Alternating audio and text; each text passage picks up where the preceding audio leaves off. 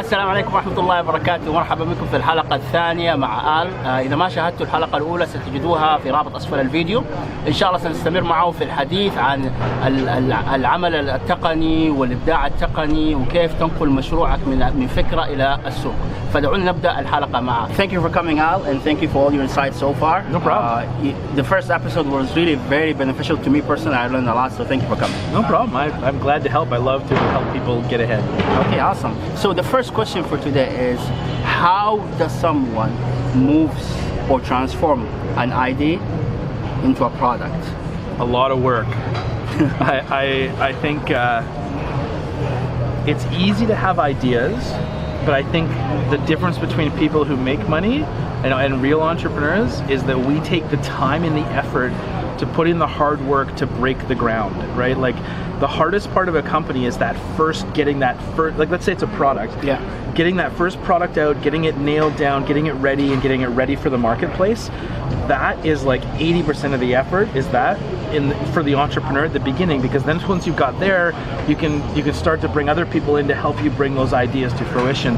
I think, I've never started a company that I didn't need help starting. So I think first of all, you got to put in just the grunt work. You got to do the research. You got to build your prototypes. You got to check it out. If you want to bring in a partner to help build prototypes, go ahead. But it's a lot of hard work at the beginning and just putting in the effort.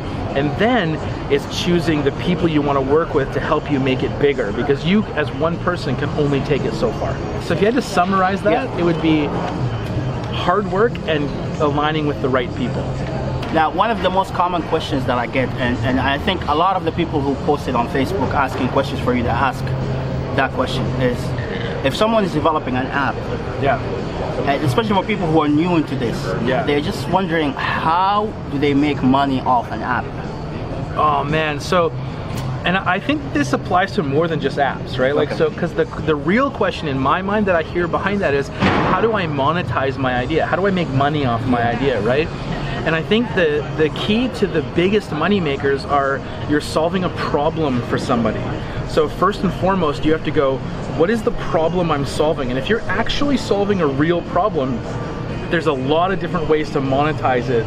If it's so let's say it's an app, you have to make some decisions. Is it a freemium app where you're giving the app away for free and then you're doing little upsells within the app to make money?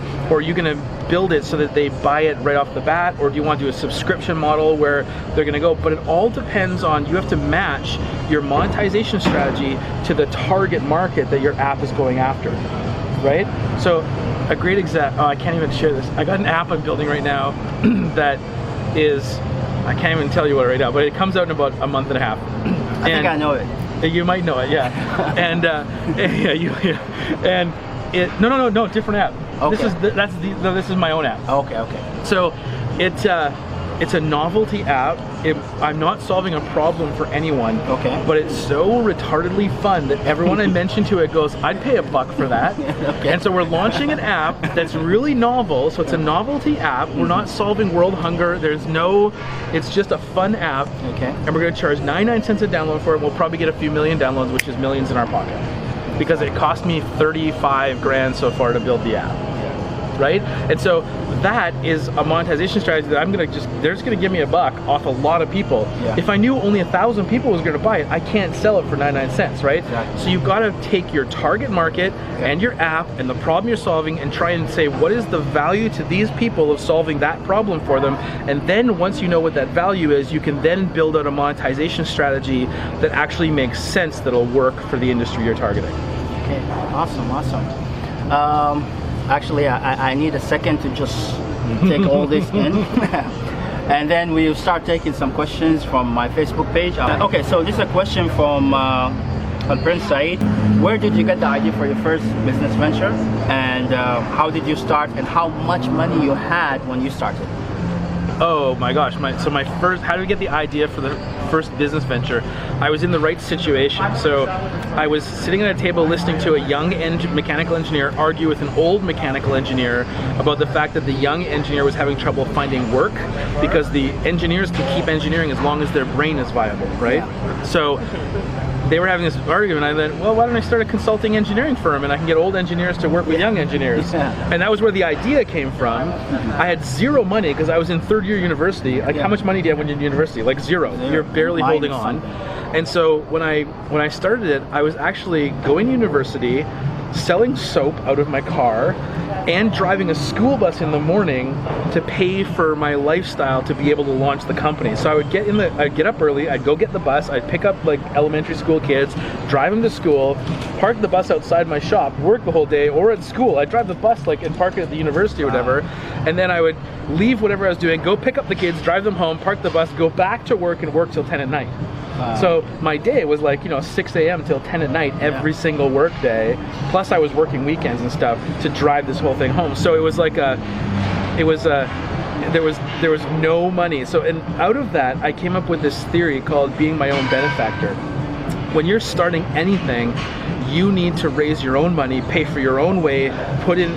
That's what part of doing the hard work I talked about in the other question, like I guess the last episode, was doing the hard work. Part of doing the hard work is figuring out how to live while you're building and creating. And it gets, when you make a bit of money, it gets easier, right? Because you can kind of go, now I have some money to push and create. But at the same time, there's still that risk involved. And risking money always, no matter how much money you have, risking money is always really hard for human beings, right? I don't care if you have millions or you have not millions, it's still hard because you're risking, if you get more money, you're risking more money. So it's like, I don't think it's any hard. It's easier to start with money because you can hire some people to help you with stuff, but the emotional risk is still the exact same. So this is a question from Bashir. The first part of the question you already answered. The second part, he's saying, what were the challenges that you faced when you were building a business, and how did you overcome them? Oh man, the whole idea of creating and bringing something new is just, it's all about challenges. And every single company I've ever done has different challenges. But if I was to look for a common thread between all of them, I would say that the biggest challenges are balancing money out with growth. Like balancing the money equation is one of the, no matter what company it is, that's always challenging. And I would say a lot of companies fail because people try and take too much money out of the company too quick. Instant failure. So balancing that money regardless of the what you're doing. Like I'm launching a new company right now that builds kitchens for the back of Jeeps, right? And so I'm balancing in that the cost of manufacturing and setting up runs and getting stock and all that kind of stuff with the sales process and all that stuff. So I still, at this level, I still have to balance the equation of, for the company, because if you aren't thinking about how the company can sustain itself right from the get-go, and then sustaining means money, right? Then you're not really gonna be a success. So I would say that the biggest challenge was balancing money out and money in, and at the same time trying to keep the growth rate of the company. That's a big equation that no matter what company I've ever started is the biggest challenge. Second is finding the right people to work with would be the second biggest challenge. The last question for today is from Ahmed. He's saying, how did you free yourself from the idea of working for someone else and basically getting orders from someone else to do something, to actually depending on yourself being your own boss? Because I guess some people find it difficult of taking that risk of I've been an entrepreneur since like forever. Diaper days. And I've always been, I think my personality, just who I am, is really hell-bent towards being an entrepreneur. I love risk, I love taking risks. But I mean, there are times where as an entrepreneur, I've looked on the other side of all my friends who have these like stable incomes someone else is giving them, and sure, they haven't made as much money, but they sure don't go through the hassles I go through sometimes. And don't joke, as an entrepreneur, you're gonna put in as much work, if not more, probably more work than if you were just an employee with somebody, because it's your thing. You have to drive it. You work like 24 hours a day if you have to for 5 weeks. It looks glamorous because you can go and do like, oh, I'm gonna take a day to come and hang out with you and do something, right? Like, so everyone goes, oh, he's got his own schedule, but behind the scenes, I'm working till 1 a.m. I'm up at 6 a.m. every morning.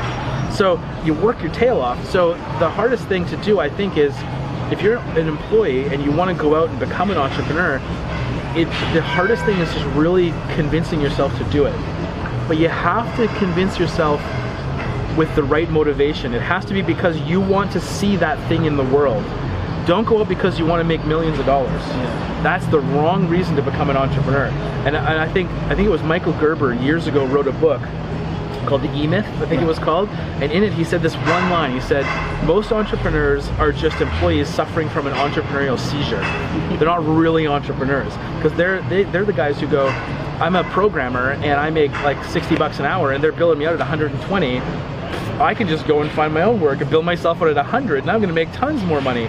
But what they forget is that if you do that, you now have to go and find the work and build the web page, and there's so much work that comes along with the product that they end up making less money by going out on their own because they didn't realize this other thing. So you got to really believe in your idea. If you don't have an idea you're passionate about and that you want to see brought into the world because you think it's going to change the world, don't jump. Don't jump. Very insightful, Al. Again, very insightful. Thank you so much. And we reached the end of our second episode. So I guess I see you again in the third episode. شكرا جزيلا على المشاهدة. هذه الحلقة الثانية، وإن شاء الله تابعونا الأسبوع القادم للحلقة الثالثة والأخيرة مع آل. السلام عليكم ورحمة الله وبركاته.